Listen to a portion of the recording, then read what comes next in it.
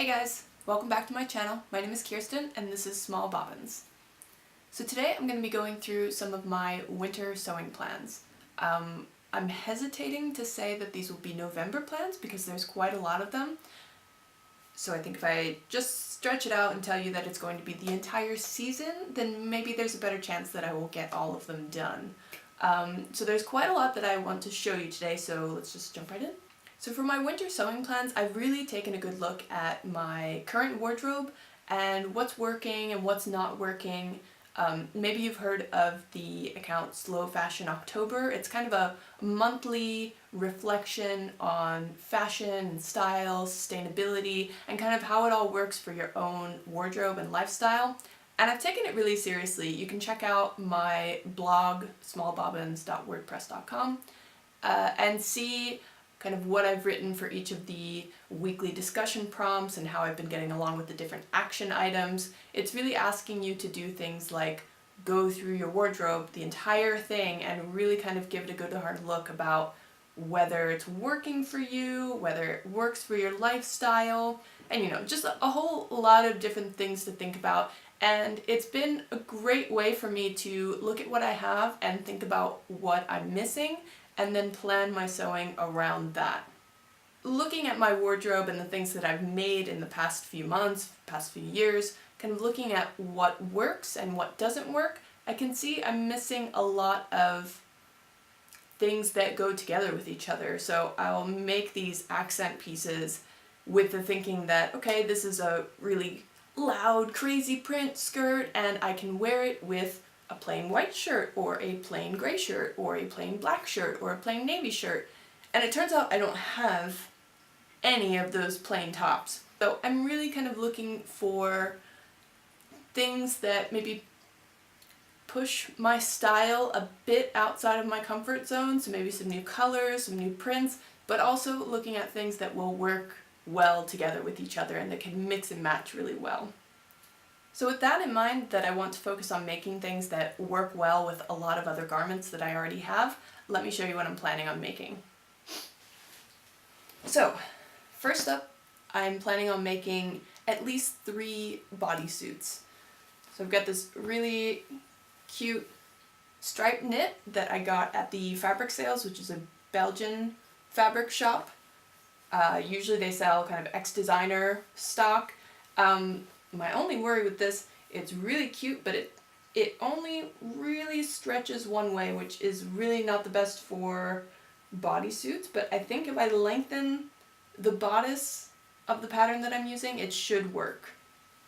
And then, keeping with the theme that I want to make things that work well with other things that I already have, I have these 2 basic colored knits. I mean, this one is just kind of an off-white cream color, and then this is just a really soft, light heather gray. And I think these would be great basic pieces. They will work with any color pants or skirts that I have. And yeah. So I'll make at least 3 bodysuits. The patterns that I'll be using are the Nettie bodysuit from Kommatia Patterns and the Cans bodysuit from Kommatia Patterns. I've used both patterns before. I actually was a tester for the Cans bodysuit and I just really loved the fit of it. It has a wide V-neck that I think is really flattering and nice. The only change is that I'll probably try to lengthen the sleeves for this version just because it's, getting chilly and I really need some sleeves. And then for the Nettie, I will probably make a kind of regular scoop neck version, so not a low scoop neck, but just kind of a medium height one. And then I'll also probably make one that has a turtleneck. I already made 2 of these last year. I borrowed the turtleneck neckline and the collar part from the Seamwork Neenah pattern, and I just really love how they turned out, and I wish I had so many more in my wardrobe, so I think it will be a winner. So next up, I've got this red animal print fabric, and I'm going to use it to make a Bianca shirt by Make My Lemonade or Wear Lemonade. I've had the pattern for a long time, and it was actually one of the first things that I sewed, and the first version came out, like, I never wore it. It didn't fit right, it looked really baggy, and I was sewing a collar. I'd never done a collar before. Plus, the instructions are non-existent. There are these videos that are in French and kind of talking you along how to do it, which I thought was fine for a beginner sewist. It was not really that fine, but now that I'm a much more advanced sewist, I'm more advanced than I was, I think I will be able to construct a simple shirt just fine. It doesn't have a button placket or anything, it's just got 2 darts and kind of a little split collar, and then it attaches with a bow at the back. And continuing with the I swear this is a basic trend, I have this kind of sheer fabric with these like plasticky feeling gold dots all over them, and this is kind of a refashion project because initially I had made this giant like half circle maxi skirt out of it, but it's a really tough fabric to deal with. Like, it's very like light chiffon type of stuff, and it just, like, I finished it, I wore it once, it looked terrible. Like, all the seams had puckered, the lining that I had made for going underneath of it didn't fit right, and I don't really have a need for giant sheer maxi skirts. So luckily, since it is just a giant panel of fabric, I have enough to make a cropped version of the Perkins shirt dress. So it's a shirt dress, or you can shorten it into just a regular shirt. And I have a cropped version in kind of this like burgundy stripy color, and I really love it. The only thing that's a bit difficult about the crop length is that I can only wear it with certain pants, so that will be remedied, hopefully, with some other sewing plans. But yeah, I think it would just be a cute one, you know, and then you wear a nice looking bra underneath of it, and then you can barely see it, and just, you know, it's black, but it's also got like some fun sparkly stuff on it, and I think it will still go with a lot of my other wardrobe pieces. And I've made the Perkins shirt dress before, so actually there are 2 versions of the pattern. I was a tester for it, so I got to try both of them. Kind of a normal version, I made a kind of long shirt dress out of it, and then also a gathered version.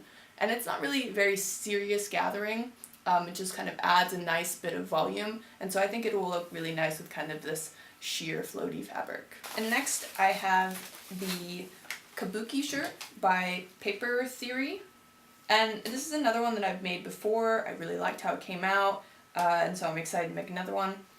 I've already cut this out, so hopefully that means I will get it done. And again, it looks super sheer on camera, but I mean, in real life it doesn't look that sheer. But I think again, kind of like with the Perkins shirt that I'm planning on making, it would look really cute with like some nice lacy lingerie underneath of it. This is a single gauze fabric that I got on sale from Miss Matatabi Fabrics. And when I saw it, I knew it was just destined to be a kabuki because it's going to have like kind of a big boxy shape. This is the sleeve, if you didn't know. I mean, this is how big the pattern pieces are. I had to play serious pattern Tetris to cut this out, and I was really excited that I managed to get it cut out from a very narrow meter. The only thing that didn't fit was the bias binding, so I'll probably do that in just a plain black fabric. I have some around that I can just use little bits and pieces for the bias binding. So actually I don't have many dresses planned for this season. As much as I love sewing dresses and as much as I love having the opportunity to wear dresses, my day-to-day life doesn't really require it, especially if I'm working from home or if I'm doing any photography, if I have to be like kind of moving around. It's just much more practical to wear pants. But I do love the pinafore trend, and especially if I'm going to be making a bunch of bodysuits that will look great underneath of it, I decided to finally whip out this vintage simplicity pattern that I've had knocking around my stash for a while. I got it in a de-stash sale. I was just really drawn in by the styling. It looks really super cute and vintage, and it looks like it will be a really simple sew. And so for that pattern, I've got this brown wide corduroy I only have a meter, but it was a really wide fabric. It was super cheap, so I'm hoping the fabric will not fall apart after the first wash, which I've had some experiences with sometimes. But I already measured it out, and I can definitely get the whole dress out of just this 1 meter, so I'm really excited about that.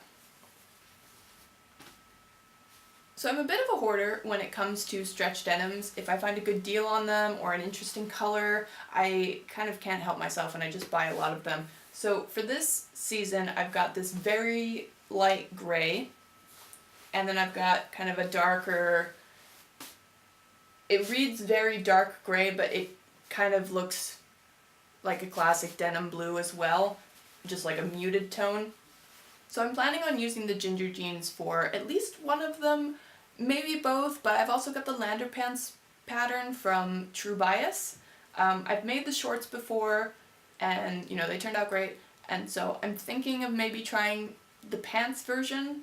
My only concern is if they're too wide. I'm not really a wide-legged pants person, but we'll see. I think it also depends on whether or not the pattern will fit the amount of fabric that I have, because I haven't quite measured both of them out yet. I know I have quite a lot of this one, so maybe this one will turn into the Landers and this one will be the ginger jeans. I'll definitely do view B of the ginger jeans, which is the high-rise skinny leg jeans.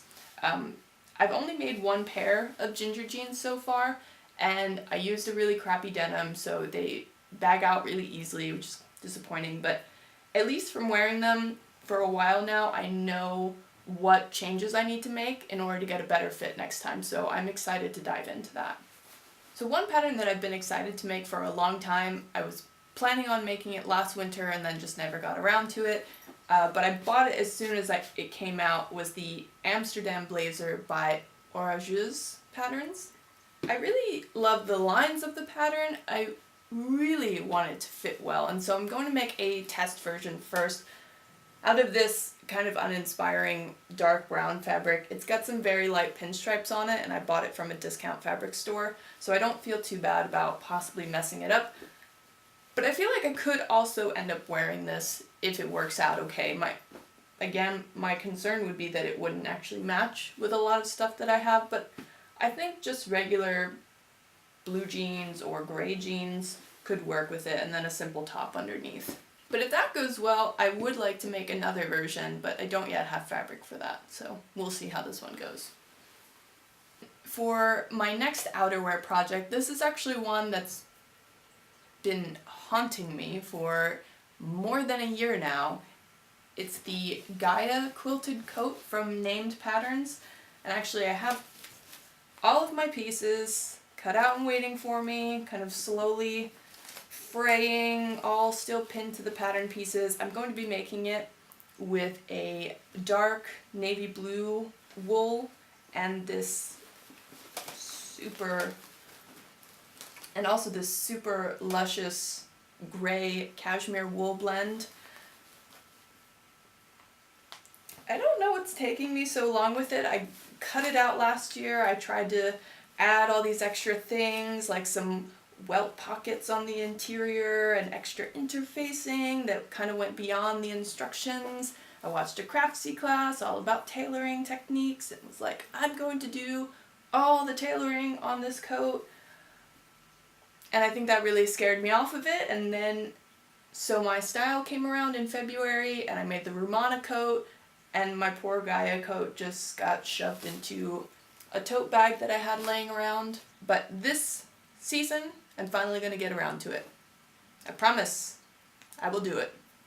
And the last thing I'm going to be making is new sleepwear and undergarments. That was one thing that I found from Slow Fashion October.